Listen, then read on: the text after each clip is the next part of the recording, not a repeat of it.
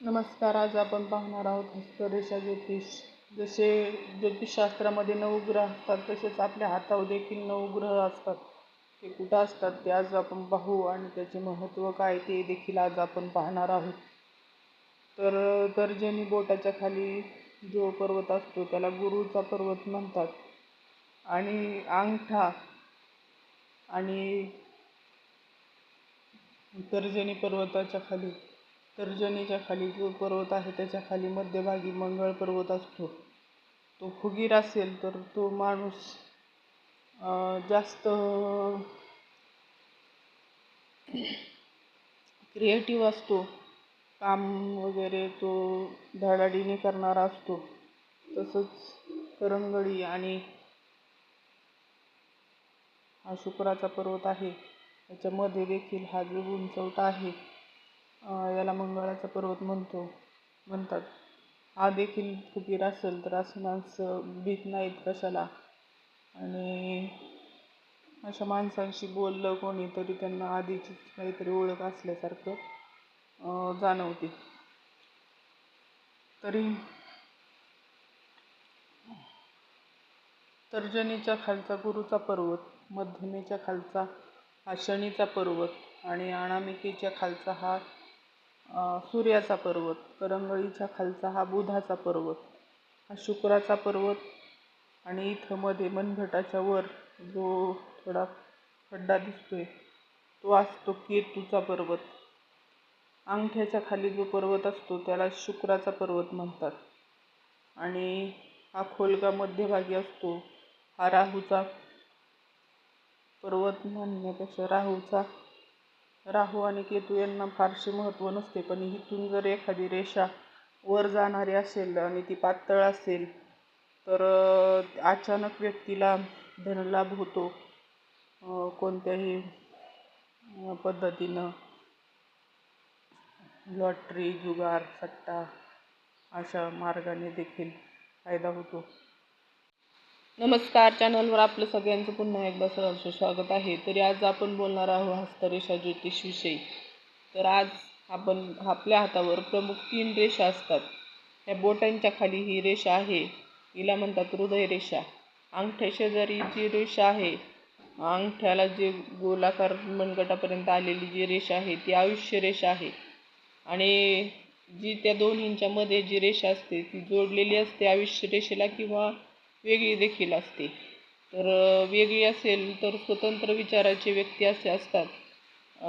ते कोणी काही सांगितलं तरी ऐकतात सगळ्यांचं, करतात सगळ्यांचं ऐकून मनाचंच. जर ही रेषा आयुष्य रेषेला जोडलेली नसेल मधली रेषा तर.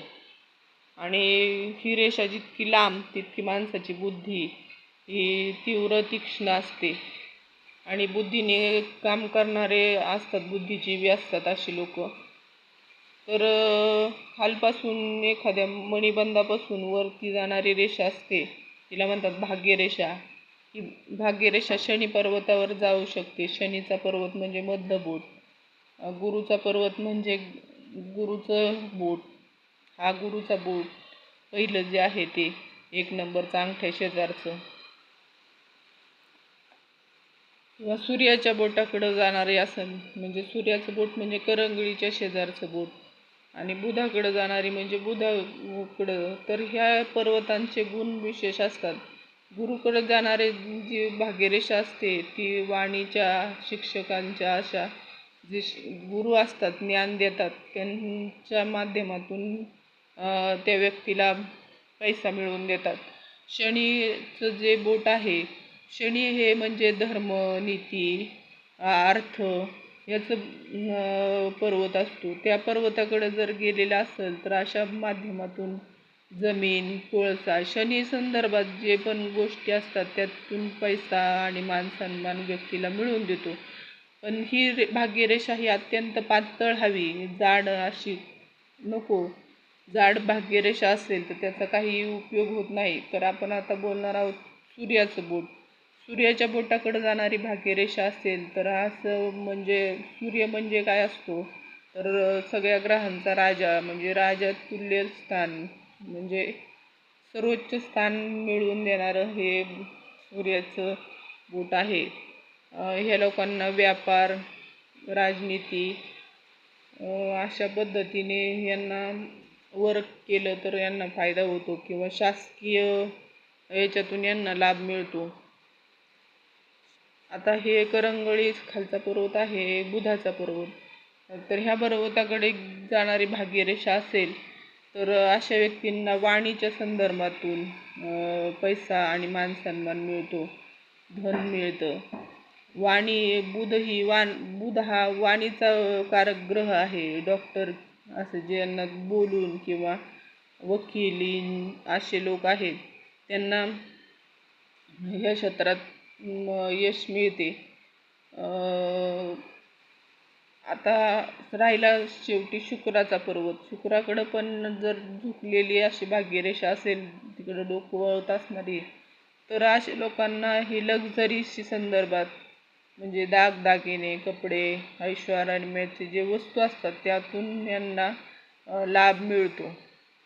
तर शुक्राचं पर्वत जे पर्वत उंच असतात, तर असे पर्वत उंच असणारे पर्वत देखील भाग्यरेषा नसेल तर माणसाला यश, मान सन्मान मिळवून देतात. माणसाचा हाताचा रंग हा देखील खूप मायने असतो की तो गुलाबी असावा. गुलाबी हात हा सगळ्यात उत्तम मानला जातो पामेस्ट्रीच्या दृष्टिकोनातून. आणि ह्या पर्वतां भाग्यरेषाच म्हटली जाते तिला देखील. तर मणिबंधापासून बुध पर्वताकडे जी जाणारी भाग्यरेषा असते, म्हणजे हा मणिबंध आहे, मनगट हे मणिबंध असतं इथं. तिथून करंगळीकडे जाणारी जी रेषा असते अशी सरळ, ती निर्दोष असावी, वाकडी तिकडी नसावी, पातळ असावी, काटछाट नसावी, ही देखील भाग्यरेषाच ठरली जाते. तर अशा लोकांना वाणीच्या क्षेत्रात ज्या यश मिळते, म्हणजे यूट्यूबर म्हणा, वाणीच्या क्षेत्रात कोण आहे तर डॉक्टर म्हणा, नर्स म्हणा, वकील म्हणा, अशा क्षेत्रात वकील च्या क्षेत्रामध्ये न्यायाचं म्हणजे हे शनीचं देखील आहे बोट. तर 2 रेषा असणं गरजेचं आहे वकिलाच्या याच्यामध्ये. आणि वाणीचं वकिलाचं काम असतंच. तर असे लोक वकील देखील होतात, जज होतात. तर तुम्हाला माहिती कशी वाटली ते देखील सांगा. आणि गुरुकडं जाणारे जे बोटाकडे जाणारी जी रेषा असते, असे शिक्षक म्हणजे गुरुच्या स्थानी असतात. सगळ्या बोटांची आणि त्यांच्या पर्वतांची काय खासियत असते ते आज आपण पाहिलं. तर भाग्योदय प्राप्त करून देणाऱ्या रेषा आज आपण पाहिल्या आहेत. तरी तुम्हाला माहिती कशी वाटली ते लाईक, शेअर, सबस्क्राईब करून नक्की कळवा. आणि घंटीचं बटन दाबून ऑलवर क्लिक करा, जेणेकरून पुढील येणाऱ्या व्हिडिओची माहिती तुम्हाला लगेच मिळेल. इन्स्टावर, फेसबुकवर फॉलो देखील करा. हे सगळं फ्री आहे. राधे राधे, जय श्रीकृष्ण. थोडक्यात आणि खूप आपण चांगल्या पद्धतीने माहिती पाहिली. तुम्हाला ही माहिती कशी वाटली आणि किती कळाली ते कमेंटद्वारे नक्की कळवा. आपण कोणत्या ठिकाणाहून माहिती पाहत असाल ते. आणि तुम्ही सबस्क्राईब केल्यानंतर तुम्हाला पुढील येणाऱ्या नवनवीन व्हिडिओची माहिती लगेचच मिळेल. इन्स्टावर, फेसबुकवर फॉलो केल्यावर देखील चॅनलला सपोर्ट मिळेल. फॉलो केल्यामुळे तुम्हाला व्हिडिओची माहिती फॉलोनीच म्हणजे सबस्क्राईब केल्यावर बाजूचं घंटीचं बटन दाबल्यावर ऑलवर क्लिक केल्यावर तुम्हाला पुढील येणाऱ्या नवनवीन व्हिडिओची माहिती लगेच मिळेल. तुम्हाला हा व्हिडिओ कसा वाटला ते कमेंटद्वारे नक्की कळवा. आपण कुठून व्हिडिओ पाहत आहात ते. तरी धन्यवाद. अगदी थोड्या शब्दात, थोडक्यात आणि अगदी योग्य पद्धतीने तुम्हाला माहिती सांगितली आहे हस्तरेष ज्योतिष.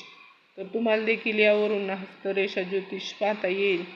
तर तुम्ही देखील ट्राय करू शकता असं. आणि हे तंतोतंत जुळते आणि तुमचं किती तंतोतंत जुळतं हे देखील कळवा कमेंट करून. माहिती तुम्हाला कशी वाटली ते देखील कळवा. धन्यवाद. राधे राधे, जय श्रीकृष्ण, जय गुरुदेव, श्री गुरुदेव. धन्यवाद.